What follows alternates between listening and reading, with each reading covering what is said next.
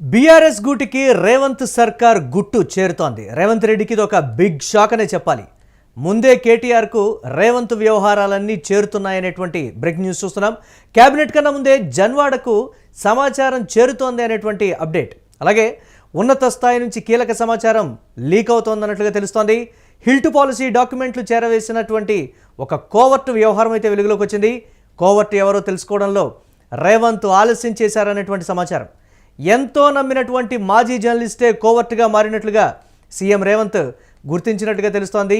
డబ్బు హనీ ట్రాప్తో కోవర్ట్గా ఆ మాజీ జర్నలిస్ట్ మారిపోయాడా అనేటువంటి ప్రశ్న కూడా ఉత్పన్నమవుతోంది. ఇక మీడియా సర్కిల్స్లో జోరుగా ప్రచారం అయితే జరుగుతోంది.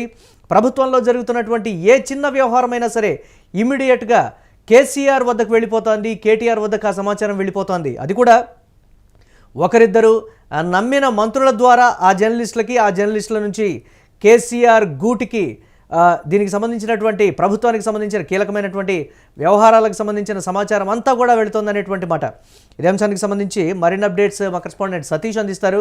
సతీష్, ఎవరా జర్నలిస్టులు అనేటువంటి దానికి సంబంధించి పక్కన పెడితే అసలు ఏం జరుగుతోంది ప్రభుత్వంలో? నిజంగా ఆ స్థాయిలో నమ్మినటువంటి జర్నలిస్టులే మంత్రుల ద్వారా సమాచారం జర్నలిస్టులకి, దాని నుంచి కేసీఆర్ వద్దకు ఆ సమాచారం అంతా చేరుతోందనేటువంటి బ్రేకింగ్ ఏంటి? దీనికి సంబంధించి అప్డేట్స్ ఏంటి ఓవరాల్గా? ముఖ్యంగా రేవంత్ రెడ్డి ఏదైతే కాంగ్రెస్ పార్టీలో చేరినప్పటి నుంచి కూడా టీపీసీసీ పదవి పొందినప్పటి నుంచి కూడా కాంగ్రెస్ పార్టీలో ఆయనకి తలపోటుగానే ఉంది. ఎందుకంటే గతంలో కాంగ్రెస్ పార్టీ సీనియర్ అధికారులంతా కూడా వ్యతిరేకించారు, కార్యకర్తలు వ్యతిరేకించారు, కల్ట్ కాంగ్రెస్ అంతా కూడా వ్యతిరేకించింది. ఈ నేపథ్యంలో ఆయన గత 2 సంవత్సరాలుగా ముఖ్యమంత్రి అయిన తర్వాత కూడా చాలా వివాదాల్లో అన్ని అంటే ప్రభుత్వానికి సంబంధించి మంత్రులకు సంబంధించి అన్ని వ్యవహారాలు కూడా అటు మంత్రుల కంటే ముందే ప్రభుత్వానికంటే ముందే బయటికి పొక్కడం, అటు అపోజిషన్స్ పార్టీలోకి కీలక సమాచారం అంతా బయటికి వెళ్ళడం.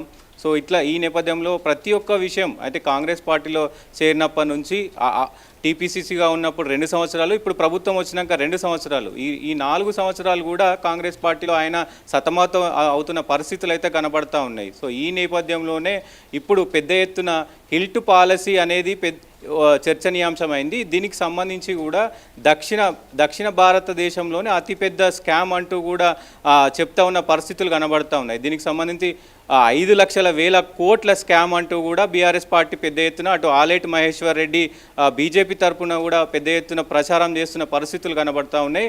పవర్ ప్రజెంటేషన్ అంటే దీన్ని ఎలా చేస్తున్నారు ఏంటి అనేది కూడా ముఖ్యంగా చెప్తున్న పరిస్థితులు ఉన్నాయి. సో ఇదిలా ఉంటే ఇక్కడ రేవంత్ రెడ్డి క్యాబినెట్కి సంబంధించి రేవంత్ రెడ్డిలో ఉన్న శాఖలు అసలు ఏం జరిగింది, ఈ ఇన్ఫర్మేషన్ అంటే జీవో పాస్ కాకముందే ఎలా ఇన్ఫర్మేషన్ బయటికి వెళ్ళిందనేది పెద్ద చర్చనీయాంశమైంది. ఈ నేపథ్యంలోనే దీనికి సంబంధించి విజిలెన్స్కి సంబంధించిన కూడా విజిలెన్స్ ఉత్తర్వులు చేశారు. విజిలెన్స్ అంతా దర్యాప్తు చేసింది. సో ముఖ్యంగా ఇప్పుడు ప్రజెంట్ అయితే ముఖ్యమంత్రి దగ్గర కీలక సమాచారం ఉంది. దీనికి సంబంధించి హిల్ట్ పాలసీకి సంబంధించి మొత్తం అంటే ఎవరు దీన్ని లీక్ చేశారు, ఎక్కడి నుంచి లీక్ అయింది, ఏ వ్యవహారం నడిచింది ఏంటి అనేది కీలక సమాచారం అయితే రేవంత్ రెడ్డి దగ్గర ఉన్నట్టు తెలుస్తూ ఉంది.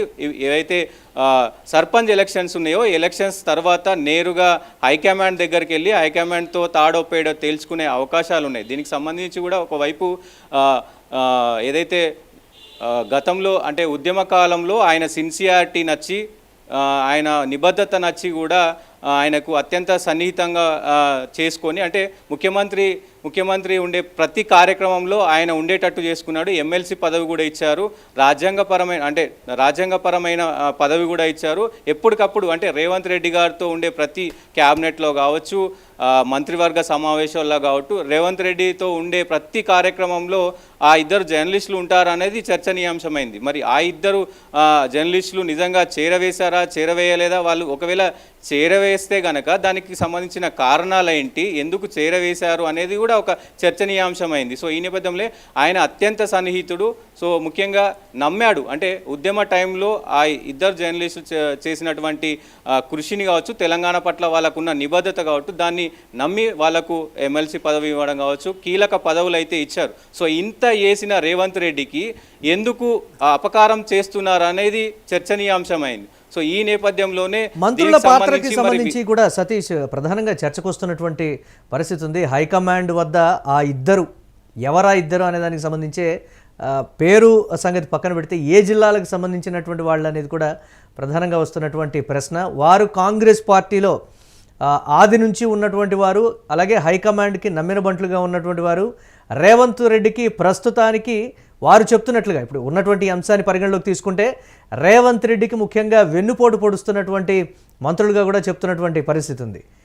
దానికి సంబంధించి డెఫినెట్గా దీనికి సంబంధించి అంటే ముఖ్యంగా కాంగ్రెస్ కంచుకోట కాంగ్రెస్ కంచుకోటగా 2 జిల్లాలు ఉన్నాయి. ఆ 2 జిల్లాలకు సంబంధించిన ముఖ్య జర్నలిస్టులు వీళ్ళు, ముఖ్యం దానికి సంబంధించి మంత్రులు కూడా ముఖ్యంగా దీంట్లో 2 మంత్రులు 2 జర్నలిస్టులు కలిసి అంటే ఈ జర్నలిస్టులు కూడా అంటే మాజీ జర్నలిస్టులు అంటే రేవంత్ రెడ్డికి అత్యంత సన్నిహితులు ఉండడంతో సో ఈ సమాచారం గంట బయటికి పోతే రేపు ఏదైతే ఇప్పుడు మంత్రులుగా ఉన్నారో వీళ్ళకి కూడా పదవులు వచ్చే అవకాశం ఉంటాయి. దీని వెనక తెర వెనుక మంత్రులు ఉన్నదనేది కూడా ఒకటి చర్చ నడుస్తుంది. సో ఈ నేపథ్యంలోనే ముఖ్యంగా మరి దానికి ఏమైనా లోబడ్డారా, లేకపోతే బీఆర్ఎస్ పార్టీ కావచ్చు అటు కేటీఆర్కు సంబంధించిన ఏదైనా స్కామ్ జరిగిందా, అంటే డబ్బులకు లొంగారా, లేకపోతే ఇంకో ఏదైనా స్కామ్ జరిగిందా, సో ఏంటి అనేది ఇంకా పూర్తిగా తెలియాల్సిన అవసరం అయితే ఉంది. నివేదిక మాత్రం రేవంత్ రెడ్డి దగ్గర ఇప్పటికే ఉన్నట్లు సమాచారం అయితే వినబడతా ఉంది. అయితే అసలు తెలంగాణకు సంబంధించి కొన్ని పాలసీలు మరికొన్ని రూపుదిద్దుకోబోతున్నాయి. దాదాపుగా 10 సంవత్సరాలు మేమే అధికారంలో ఉంటామంటూ కూడా చెప్పినటువంటి రేవంత్ రెడ్డి ఒక 2-3 కీలకమైనటువంటి పాలసీలు మేము క్రియేట్ చేయబోతున్నాం, తెలంగాణ స్థితిని గతిని ఆర్థిక పరిస్థితిని కూడా మార్చబోయేటువంటి పాలసీలను కూడా చెప్పారు. అవి కూడా ప్రస్తుతం కేసీఆర్ వద్ద ఆ ఇన్ఫర్మేషన్ కూడా కేసీఆర్ వద్ద ఉంది అనేటువంటి సమాచారం కూడా అందుతుంది. దానికి సంబంధించి ఏంటి సతీష్? ముఖ్యంగా కేబినెట్కి సంబంధించి సమావేశాల్లో అంటే ప్రభుత్వం ఏ కీలక నిర్ణయం తీసుకున్నా అది మంత్రుల మొత్తం అధికారులకు చేరకముందే అటు ప్రతిపక్షాలకు చేరుతుంది. సో దీని మీద పెద్ద ఎత్తున రేవంత్ రెడ్డి ఫోకస్ చేశారు, మొత్తం ప్రక్షాళన చేస్తూ ఉన్నారు. అసలు సెక్రటేరియట్లో ఏం జరుగుతుంది, సెక్రటేరియట్లో పిఆర్ఓలు కావచ్చు, అధికారులు కావచ్చు, ఎవరెవరు ఎక్కడెక్కడ ఏమేం పనులు చేస్తున్నారో ప్రతి ఒక్కటి కూడా రేవంత్ రెడ్డి గారు ఫోకస్ చేశారు. ఈ ఎలక్షన్స్ తర్వాత ఆయన మొత్తం సవరించే అవకాశాలు అయితే కనబడతా ఉన్నాయి. దీనికి సంబంధించి కూడా పెద్ద ఎత్తున ఎందుకంటే విమర్శలు ఎక్కువ వస్తూ ఉన్నాయి. ముఖ్యంగా మంత్రులకు తెలియని కొన్ని ఫైల్స్ కావచ్చు, కొన్ని పాలసీస్ కావచ్చు, అవి కూడా డైరెక్ట్గా ఏదైతే ప్రతిపక్ష పార్టీలకు సంబంధించి కీలక సమాచారం అక్కడ చేరవేయడం జరుగుతుంది. సో ఈ నేపథ్యంలోనే రేవంత్ రెడ్డి గారు దీన్ని సీరియస్గా తీసుకొని విజిలెన్స్కు ఆర్డర్ చేశారు. రైట్. దీనికి సంబంధించి రేవంత్ రెడ్డికి సంబంధించినటువంటి సన్నిహితులు కావచ్చు, రేవంత్ రెడ్డి వర్గం ఏం చెప్తోంది ప్రధానంగా? వారే చేశారా, వారి వెనుక ఇంకా ఎవరైనా ఉన్నారా, లేకపోతే అందరూ ఒకవైపు రేవంత్ రెడ్డి మాత్రమే మరొక వైపు ఉండి ప్రస్తుతం రాష్ట్రంలో ప్రభుత్వాన్ని నడిపిస్తున్నారనేది గతంలో కూడా వచ్చినటువంటి పరిస్థితి ఉంది. దానికి సంబంధించి ఏం చెప్తోంది రేవంత్ రెడ్డి వర్గం? ముఖ్యంగా దీనికి సంబంధించి హిల్ట్ పాలసీకి సంబంధించి ముఖ్యంగా 9,390 ఎకరాలు మొత్తం భూమి అంటే పారిశ్రామిక సంబంధించి మొత్తం భూమి దాదాపు 9,500 ఎకరాలకు ల్యాండ్ సంబంధించి భూమి ఇది. సో ఈ భూమిని తక్కువ ధరకే అమ్ముతున్నారంటూ ఒక ఆరోపణ ఉంది. సో ఆరోపణ ఎంతవరకు నిజం అనేది కూడా ఇంకా తెలియాల్సిన అవసరం అయితే ఉంది. ముఖ్యంగా తెలంగాణ రాష్ట్రంలో ఇప్పుడు హైదరాబాద్లో కనుక మన ఔటర్ రింగ్ రోడ్ పరిధిలో దాదాపు 40 నుంచి 50 ఒక ఎకరాకి 40 నుంచి 50 కోట్లు పోతుంది, 40 నుంచి 50 కోట్లు పోతుంది. సో ఈ నేపథ్యంలోనే ఈ పాలసీ వల్ల ఎవరైతే ఈ భూమిని కొనుక్కుంటారో 6 కోట్ల నుంచి 7 కోట్ల వరకే అమ్ముతున్నారు అనేది పెద్ద సమస్యగా మారింది. సో ఇది నిజమా అబద్ధమా అనేది ముందు చూడాలి. ఇంకోటి కాంగ్రెస్ ప్రభుత్వం నుంచి ఇదే పాలసీని గతంలో కేటీఆర్ బినాములు చేశారు. కేటీఆర్ బినాములు కూడా దీన్ని ఇప్పుడు పెద్ద ఎత్తున ఆరోపణలు చేయడం తగదు అంటూ కూడా అద్దంకి దయాకర్ ఇప్పటికే మాట్లాడిన పరిస్థితులు అంటే దొంగే అన్నట్టుగా మాట్లాడిన పరిస్థితులు కనబడుతున్నాయి. దీన్ని ఇలా సమర్థించుకోవడం అంటే కేటీఆర్ గతంలో చేసింది ఇదే కదా, మరి ఇప్పుడు మేము దాని పాలసీని ముందుకు తీసుకెళ్లే ప్రయత్నం చేసుకున్నామంటూ కూడా ఆయన చెప్తున్న పరిస్థితులు కనబడుతూ ఉన్నాయి. Right, thanks for updates Satish. ప్రభుత్వంలో జరుగుతున్నటువంటి ప్రతి వ్యవహారం కావచ్చు, తీసుకొచ్చేటువంటి ప్రతి పాలసీ కావచ్చు, భవిష్యత్తు కోసం తీసుకునేటువంటి ప్రతి నిర్ణయానికి సంబంధించి కూడా ముందే అంటే అనౌన్స్ చేయడానికన్నా ముందు, దాన్ని పేపర్ మీద పెట్టడానికన్నా ముందే కేసీఆర్ గూటికి ఆ ఇన్ఫర్మేషన్ వెళ్ళిపోతుంది. కేటీఆర్ నోటి వెంట ఇమ్మీడియట్గా దానికి సంబంధించినటువంటి సీక్రెట్స్ కావచ్చు, లేకపోతే ఆ పాలసీలో ఉన్నటువంటి విధి విధానాలు కావచ్చు, లేకపోతే ప్రభుత్వం ఏం చేయబోతోంది ముందుగానే అదంతా కూడా ప్రతిపక్షం ముందుగానే చెప్పేస్తున్నటువంటి పరిస్థితి. ఎవరా ఇద్దరు జర్నలిస్టులు అనేదే ప్రధానమైనటువంటి ప్రస్తుత ప్రశ్న. వారి వెనకాల మంత్రులు ఉన్నారనేది ముందు నుంచి కూడా కాంగ్రెస్ పార్టీల ఆది నుంచి ప్రస్తుతం వరకు ఉన్నటువంటి ఆ ఇద్దరు మంత్రులే అంతా చేస్తున్నారనేది అయితే ప్రస్తుతం జోరుగా కాంగ్రెస్ పార్టీలో ఒక చర్చ అయితే చోటు చేసుకుంటున్నటువంటి పరిస్థితి ఉంది.